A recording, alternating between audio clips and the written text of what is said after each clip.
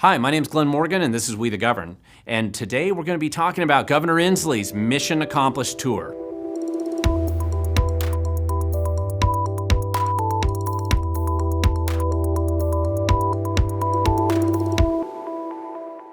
Okay, we are talking about Governor Inslee's Mission Accomplished Tour, but what exactly did he accomplish? Now, this tour has actually been referenced on Governor Inslee's own website a couple days ago when he got out and said, listen, he's going to be traveling around Tacoma, Spokane, and Seattle, celebrate with community and business leaders and elected officials, and particularly those who voted for him, and celebrate the fact that he got us through his stellar leadership through the COVID panic. Of course, what we're really talking about here mostly is that Governor Inslee wants to go out and have a major celebration of the fact that his lockdown orders that originally imposed most of the trials and tribulations that the state has experienced, that he finally decided to lift them. Now, when he's going to be up in Seattle, of course, the celebrations are going to be more like this, and he's going to be celebrating with a lot of the people who voted for him. That's really what this is mainly about. But that's really part of who Inslee is, because all along, from the beginning, this has always been something that's going to hurt the rest of the people who live in Washington State a lot more than it hurts him. And now that he's having to finally just be forced, clawed, and resistant to actually allowing the state to get out of its perpetual lockdown, emergency, dictator sort of structure, Inslee needs to come out and make a big event out of it. Now, of course, some of the things he's not going to be celebrating are the fact that there were plenty of lockdown protests in Olympia like this one. Now, that wasn't approved by the Ministry of COVID Compliance, and that is not going to be something he's going to want to talk about. In fact, he was pretty critical of anybody who wanted to come out and express their First Amendment rights. And he even had state agencies like the Department of Enterprise Services for a time threaten people with arrest if they went out and decided they were actually going to express themselves on the state Capitol campus, which is why a few months ago we went and had our rally to basically get arrested for committing an act of free speech. Fortunately, the agency backed down. Inslee's not going to be going out and celebrating his accomplishment in shutting down so many small businesses throughout Washington State. Single-handedly directing his state agencies, the Attorney General's Office and Labor and Industries and others, to go out and harass on a scale that's never been seen in Washington State before and destroy businesses completely. This has been an impressive accomplishment, probably set a new record for the number of businesses shut down, fined, or destroyed, and that is probably not something the Ministry of COVID Compliance is going to allow anybody to really talk about, and yet that's going to be a significant accomplishment under Inslee's operation here. And on his Mission Accomplished Tour, he probably will not be talking about that too much. So the question is, let's look at some of the other successes that Inslee has had over the last year and a half. So it's been about 15 months. Let's see what Inslee's achieved, because there have been records that were set, and it's important to point out those records when they've been accomplished. One of the records that's unique so far in state history is the appointment that Inslee had of Suzi Levine to run the Department of Health and Human Services. And there's something to point out here. Suzi Levine was a well-known person, not just because she gave a lot of money to Inslee's campaign, but she had been on TED Talks, a TEDx talk back in 2014, talking about how failure is very near and dear to her heart. She was very clear about that in that TEDx talk, and little did we know what she meant by it. And that was, under her watch, the Employment Security Department lost far more money than any state agencies ever lost in the history of Washington State. Hundreds of millions of dollars lost, $650 million supposedly to a Nigerian fraud scheme.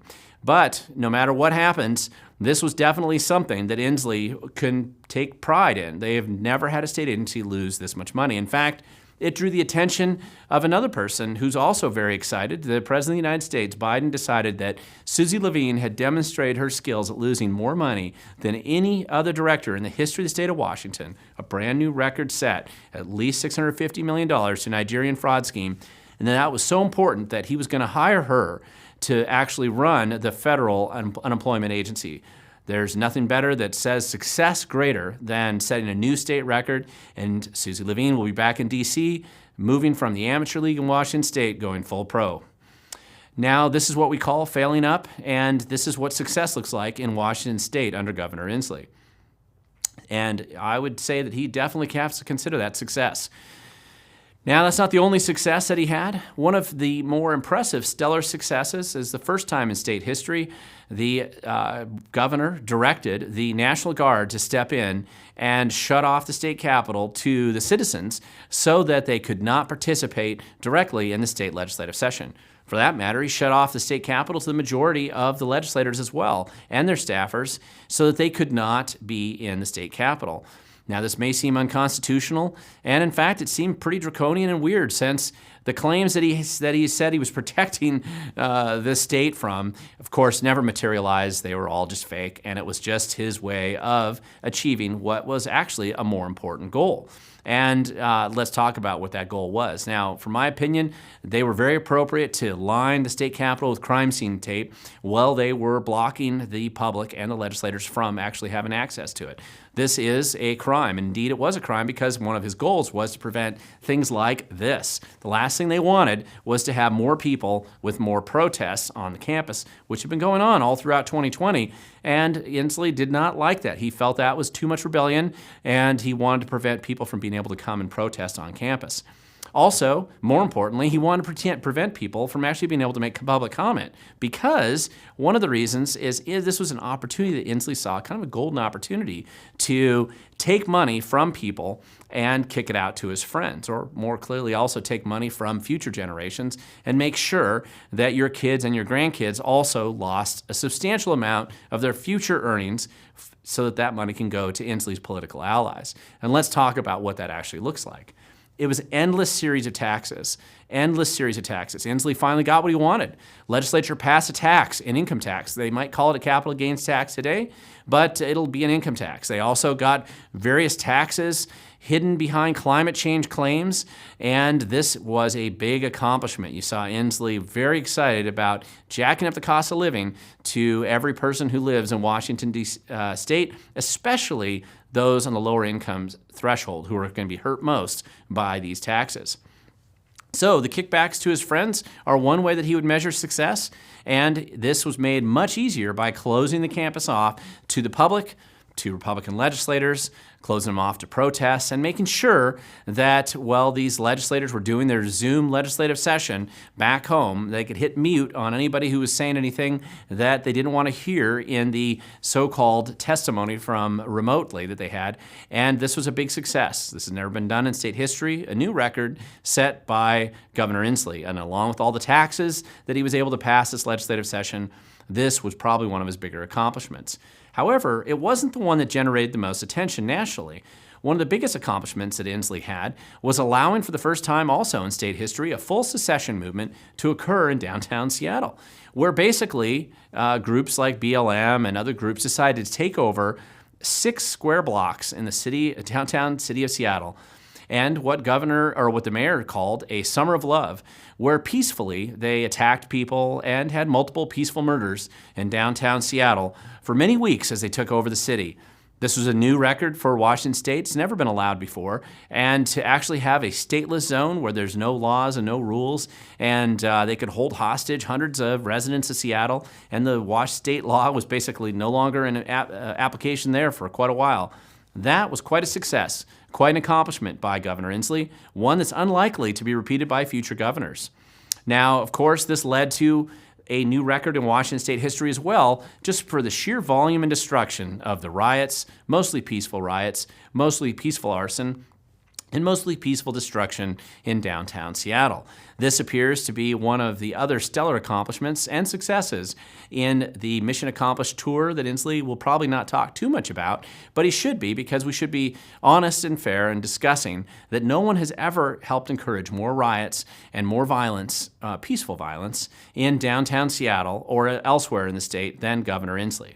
This is quite an accomplishment. And of course, as a result of Inslee's support, the Defund the Police movement has been quite successful in not just shutting down funding for law enforcement, but also encouraging many police officers to call it a day and to quit, which has been part of the goal all along. So this has been an unusual success. These are new records set in the state of Washington for the number of police officers who have decided to quit the profession and leave and have their budgets cut. And that, of course, leads to Inslee's current success that we're all enjoying in Washington State every time we go outside. And that is this new crime wave that's sweeping through Washington State, is substantial upsurge in crime. And there's nothing peaceful about this.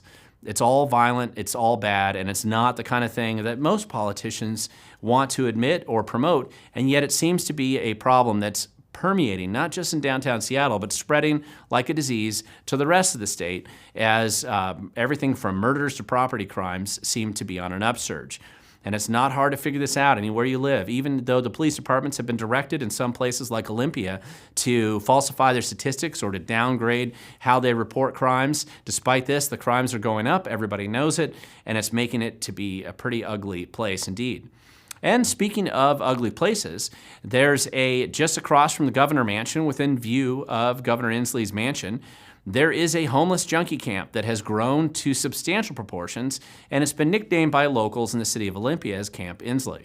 And it's right on Capitol Lake, and they've had the opportunity to pile up massive collections of garbage and needles and all kinds of paraphernalia that tends to come with these homeless camps. And Inslee seems quite proud of this, and so does the city of Olympia. And even though they've gone in there once and cleaned out some of the garbage just because of the rat infestation that occurred, they're still allowing these people to live this way, and this seems to be an encouraged behavior. Under Inslee's watch, there has never been so many homeless junkie camps anywhere in the state of Washington. This is a new record as well, and a major success for the governor, one that has marked cities probably for a long time in the future. And as these places seem to proliferate and these homeless camps kind of expand and the abuse of drugs that continues to grow, this is the future that Inslee seems to be imposing on the rest of us and encouraging all these cities to have. So this is definitely a measurement of Inslee's success. From his perspective, this might be what success looks like. It certainly is what his policies encourage. So, from Inslee's perspective, it's good to be king.